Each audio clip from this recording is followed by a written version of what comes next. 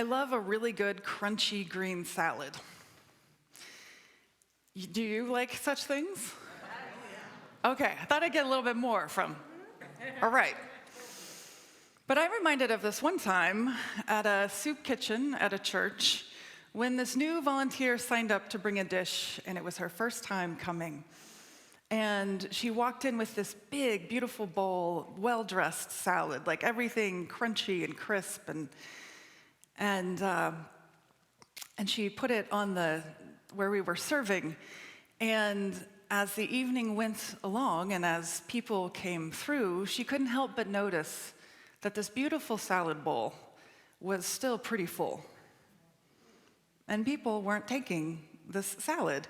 And in fact, she wondered what she had done wrong. She thought it was kind of odd. This was a good salad.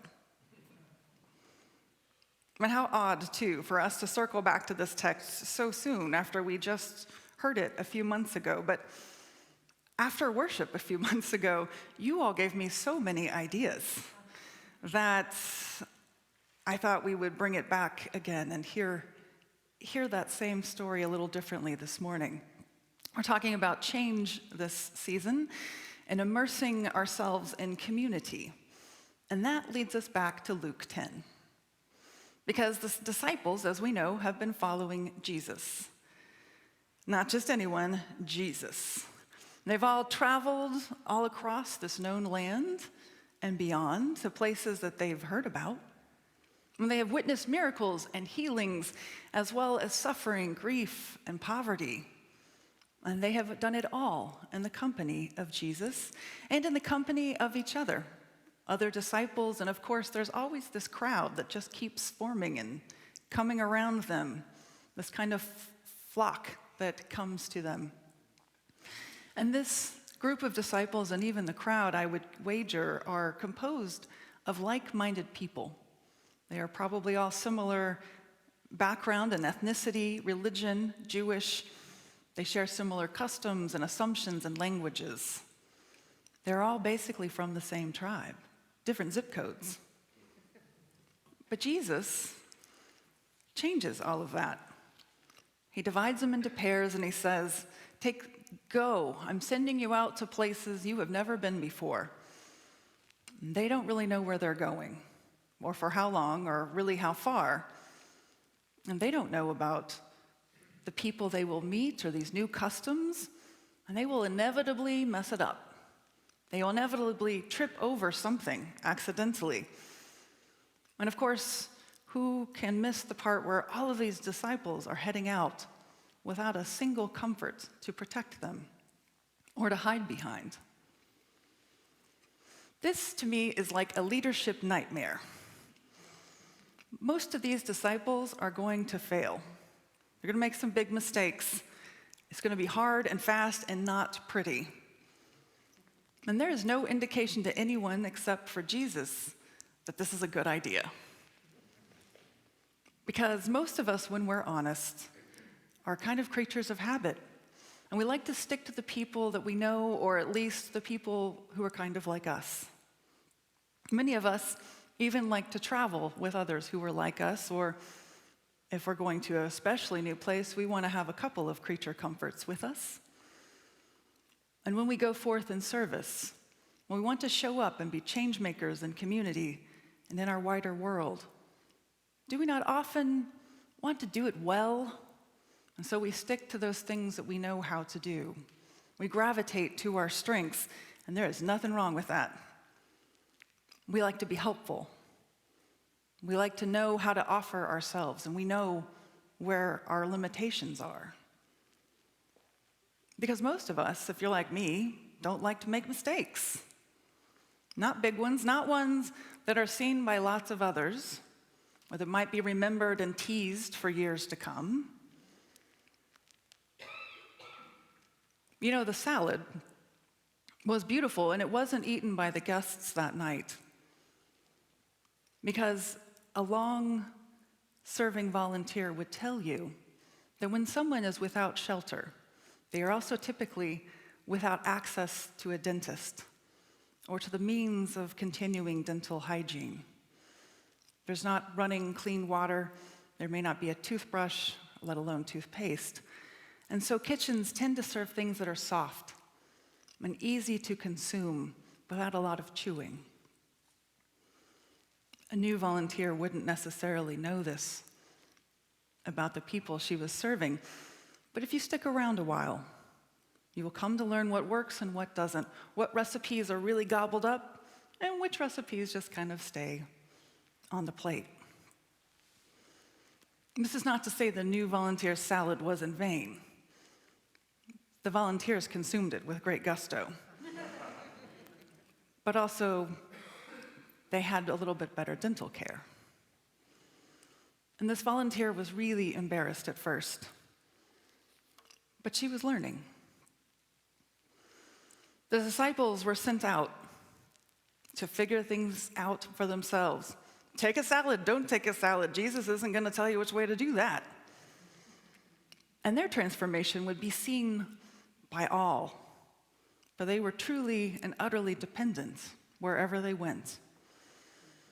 Jesus sent them out to change the world, but that first meant that they would be changed by the world, and to demonstrate vulnerability by their simple presence, and what it means to learn and to grow and to change in the midst of the people they met. Boy, this sounds an awful lot like Christ's path. To try to stay connected and remain vulnerable. To have a posture of a heart wide open and so exposed. To come together in shared work to bring about God's kingdom on earth. And to not have all the right answers, but to let God lead and shift until you get to the best answer, the best solution, which was probably not the one that the disciples had in their head at the start.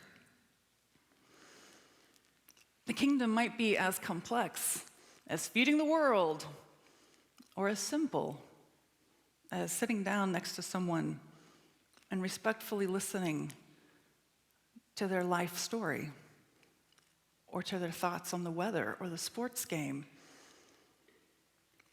You know, Jesus could have made it easier on the disciples and on all of us. He could have done a bunch of things to lighten their load. Backpack with lots of supplies, a tent.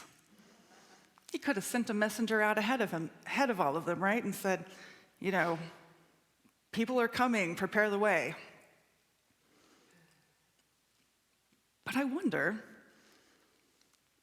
why he didn't. Maybe that is the point. The point might be to just go and experience and learn. You know, a few weeks ago, some of us were at this storytelling anti-racism event.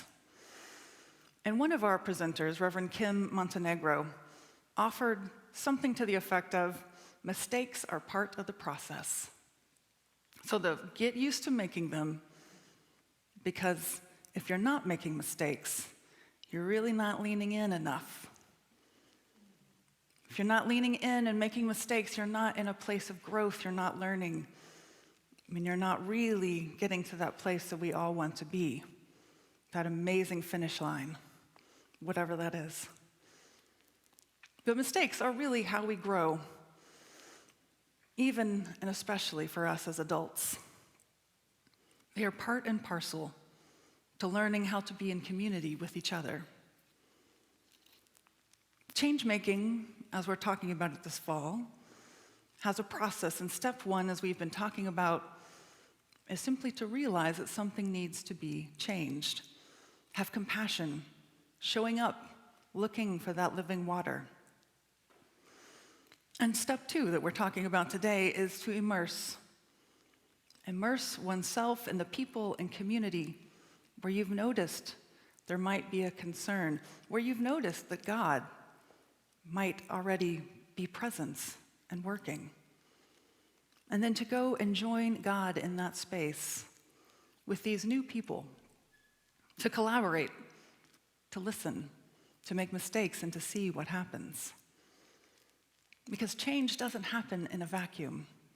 Change happens when we are together and we begin to let our guards down and our mistakes to come out.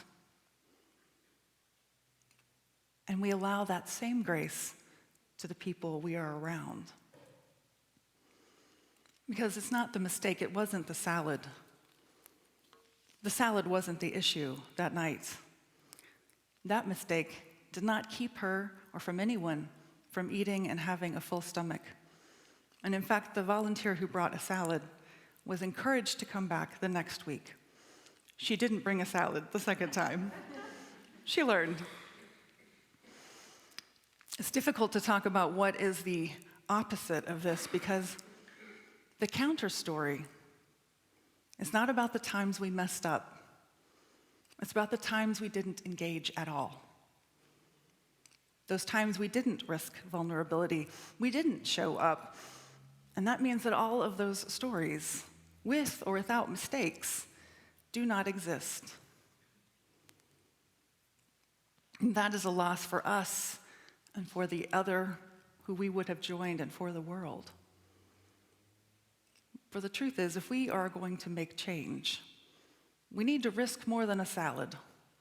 We need to risk at least a salad on a regular basis. And we are going to mess up. We need to. The good news is that Jesus knows this, seems to be counting on it, and loves us through the mistakes through our mistakes if we are risking something good for the sake of someone else. Jesus sends us, and yes, sometimes we are ill-prepared. But the most important thing we carry with us is our willingness to be vulnerable and our openness to apologize if we happen to do something that is offensive.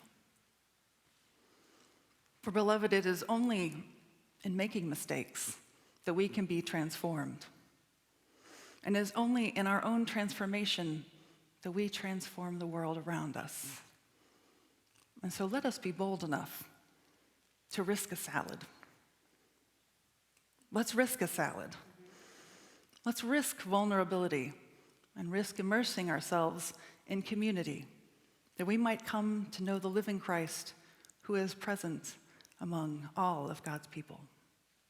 So may it be.